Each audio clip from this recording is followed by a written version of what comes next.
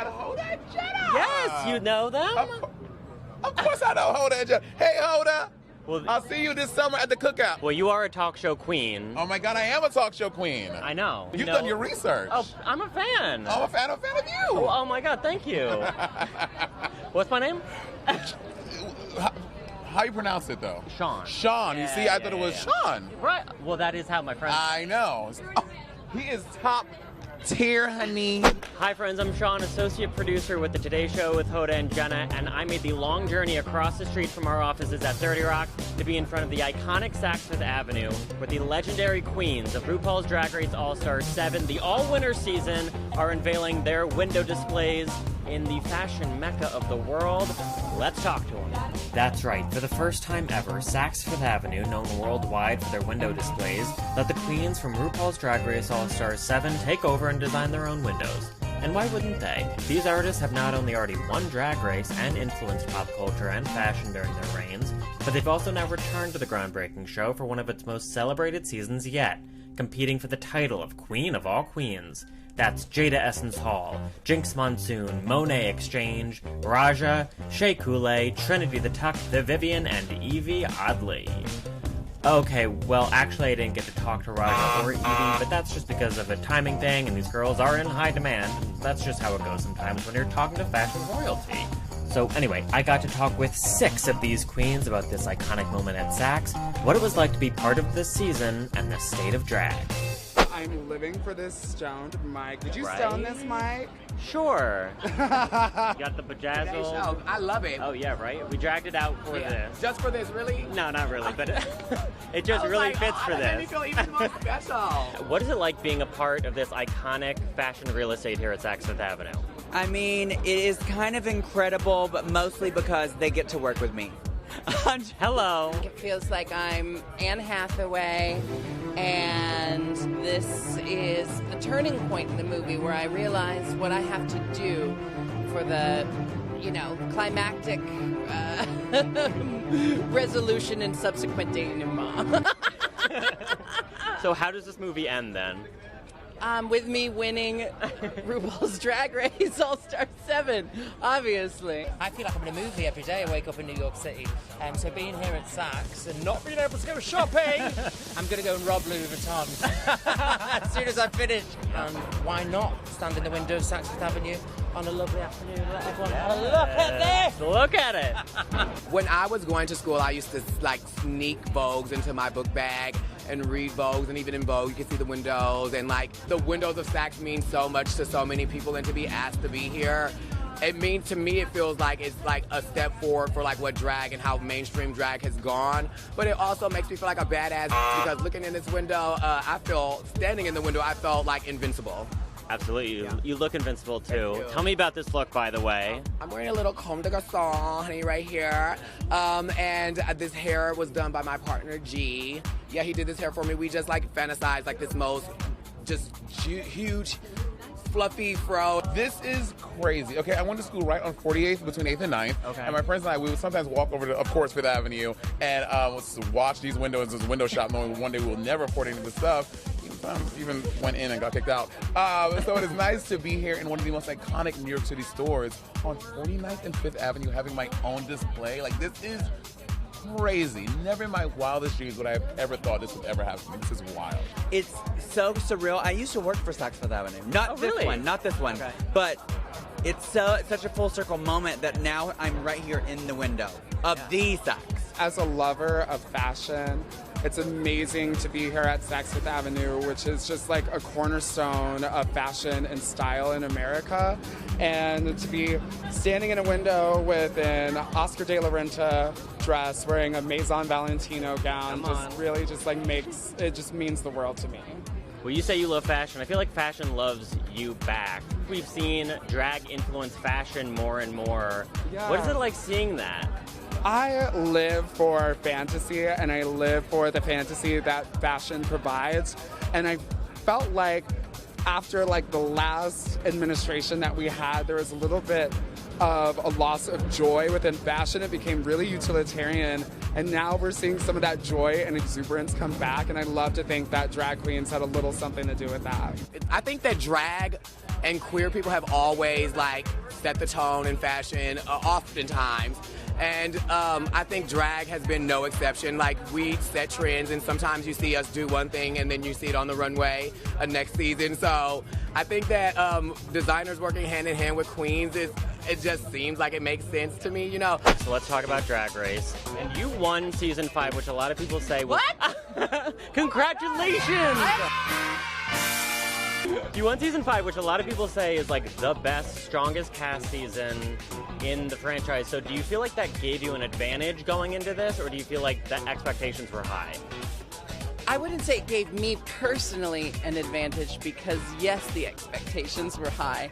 And that, you know, as high as you might think the expectations were from the fan base, triple that for my expectations for myself. So, you know, I think I put myself through the ringer on this, and I think it pays off because, you know, as a high anxiety Virgo, that kind of drove me through the hardest moments, you know. But it was not without its own fair share of artistic struggle and, you know, existential suffering.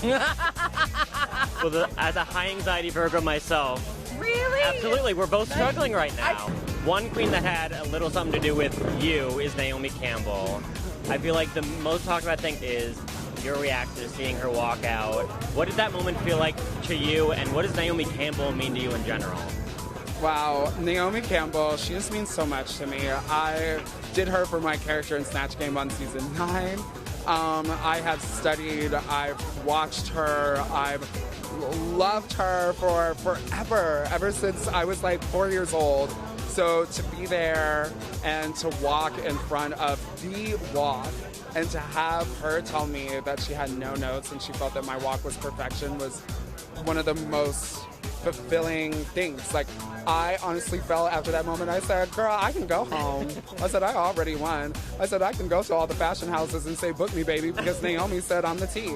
And I know you and Bob always fight about you're friends with all the queens and she's not. Well, that's because Bob is a curmudgeon. And that's because Bob has...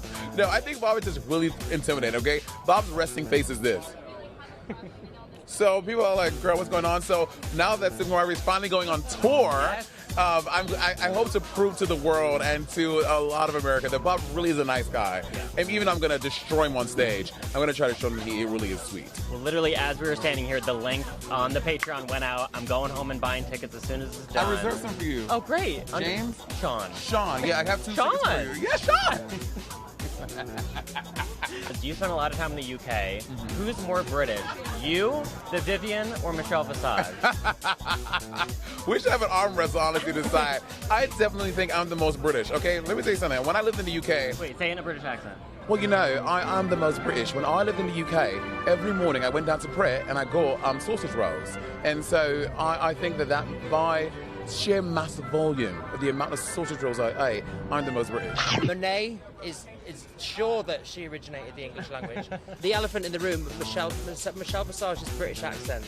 That's slowly coming. Have you noticed she's getting a Madonna accent? It's the Madonna. It's the Madonna accent. All right, let me ask you some rapid fire questions that we're asking all the queens. I love rapid fire. Okay, what is your favorite Drag Race meme, quote? At this time, this is your moment. Have it. It's Latrice's, I want people to realize it's okay to make mistakes. It's okay to fall down. Get up, look sickening, and make them eat it. Mm-hmm. It's a little too long to be a mantra, but I'm cramming it in every day. Well, it's funny because I hear myself in my head. I hear Latrice just like eat it sometimes, and it helps. But it's more like eat it! Alyssa Edwards in season 5 going, girl, why you scorping like a chirping like a scorping like a chirping like a... You scorping like a chirping like a... Girl, look how orange you look. Classic. What is your favorite Drag Race meme or quote? Where are the jokes? Where are the jokes? Where are the jokes? Girl, some girls have found the jokes, some are still looking. But maybe under this dress, because it is full of secrets. What's the biggest splurge you made with your winning prize money? It was definitely my little Gucci bag, because like it was a little hood rich moment, but honey, I was like, I'm gonna go celebrate. because I deserve this damn bag. I went to Gucci. I bought a stupid duffel bag with a yellow handle, which the button broke about 3 months later, and then they had to give me a gift card for a whole new bag. Okay. And I got to keep the old one. Oh, great. So it's you scam them. Win-win, girl. Yeah. Listen, I am the scam Misha Iman of this season. I bought my house in Portland, Oregon, and it's my coven, you know. It's my witch hut. I bought a house. Look, I am like an HGTV addict. I've been doing like renovations already.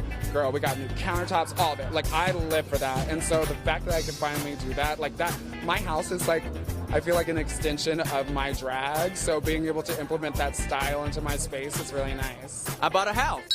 Everyone's buying houses. They're settling down. Hello, it's called real estate. It's an investment. When you are on the runway, what is going through your mind? What are you thinking? Oh, the only thing I think of on that runway is I am a wind machine. I walk in and I feel like 12-year-old James watching America's Next Top Model, taking everything in that Miss J taught me, and I feel like I am RuPaul, and here I am. Oh my God, when I walk the runway, I feel like whatever emotion or character I want to channel, I'm like in my mind, like thinking like, am I giving like Matrix vibes? Am I giving like glamour? Is it like campy? Is it fun? So I just try to channel a character every single time I get on the runway and just live in the fantasy. What's the character today? Today the character is like a strong black woman, you know, on the rise, Black Panther vibes, meets a little bit of Comme des Garçons and Fashion House at Saks. Lunch is around the corner because Drag Race, we film a lot, and if you're hungry, ooh, daytime TV, and a woman be hungry, so I always am thinking about the next meal. Is there another previous winner that you were relieved you didn't have to compete against this season? Envy Peru. When I got the call and I didn't know who was going to be there, I started really studying all the winners, and I was like, Envy Peru could be the antithesis to me, as in anything that I could possibly see as a weakness in myself is probably a strength in her. I'm gonna say Violet, only specifically because Violet, we are at Saks. Her window would have been like next, and the window would have been this thin, and she would have still been in there like perfect and beautiful. So yeah, she would have definitely given the girls hell on the runways. I would say Simone. You know, she just got in. Let's let her get her feet wet a little bit before we all embarrass her on TV. She's got those young knees too. She can do a lot. I know, right? She's really dexterous. Yeah. No, I'm not scared of any of these girls. Hello. I'll send them all home. What's the best impression you can do of a fellow cast member this season? Oh, fellow cast member this season. Oh, I like to do the Vivian. Oh, girls. Oh, girls. It's a hell of a day, girls. And they got me up too early today, girls. Oh, something's not sitting right, girls. Hiya, girl, you're all right. And that was Shea Couleé. Okay, this is Trinity the Tuck and Sew Challenge. Girl, I live. How the am I supposed to do a sewing challenge? I have no rhinestones. I have no taffeta. I need a sewing machine that works. Get to Sandy Alley now. I live. See, I don't think you're British. Not any of them, but I can do a really good RuPaul. Ready? Yeah. Tell another one, Michelle. I do feel like I'm Trixie could never. What's it like to see drag celebrated at such a high level in these windows? It's what we deserve. It's what we deserve. You know, a lot of people didn't understand drag, or maybe not even really knew what it was until RuPaul's Drag Race came along and put it on TV. And so it's super important that shows like this that show so much diversity get out there, because that's the only way this world is gonna learn and love. Well, let me ask you this then. How would you define drag for someone who doesn't know what it is or has a misconception about it? I don't think there is a perfect definition of drag. Yeah. Drag is anything and everything that you want it to be. And I used to think that drag was this and this and this. But then, now that I've been doing it for 20 years and have experienced drag from around the world, it literally can be whatever you want. It's your inner power and creativity on the outside. Do you know what? It almost doesn't feel like a surprise anymore. You know, RuPaul's always said drag's never going to be mainstream, but hello, we're stood in the windows of Saks Fifth Avenue. We've done so much stuff this week that is, you know, drag has become mainstream. When I first started drag, I didn't do it to get on TV. I did it because it was my lifeline to discovering my real self and my gateway into loving my queer self. So to be doing a profession that I love and has made me who I am, and it's being rewarded so openly. Queens of the Oscars, queens of the Emmys, queens winning Emmys, RuPaul. This is incredible, and it makes me feel great. It's about time. Because we've always been here, and we've always been this fantastic. It's just taken society a while to catch up with that fact. So I'm very honored to be part of the group that is getting to experience this, and I hope it doesn't end here. I hope it only grows from here, and I hope it bleeds out into, you know, every part of this country until everyone realizes that every human being deserves to live their truth, love who they love, be themselves, present themselves the way that's true for them, and not be ridiculed, ostracized, or have laws made against them. And I'm sure you get a lot of people that have reached out and said how much you've changed their lives just by you being you. What's the advice that you give back to people like that? I always say that the power is inside you. You know, when someone tells me I inspired them, I say it's actually that the power was inside of you, and I was just kind of the beacon or the focal point that allowed you to find that power within yourself. But I really want people to know that, like, I might, you know, light a spark, but the hard work comes down to them. So if they've made a beautiful, radical change, they need to take the credit themselves. And I'll take a tiny piece of the credit because I love paying it forward. Well, we laughed, we cried, we learned a few things, and that was just while I was choosing an outfit for tonight. This was an amazing event here at Saks Fifth Avenue. I would go inside and shop, but I can't afford anything here, so it's time to go home. Bye-bye.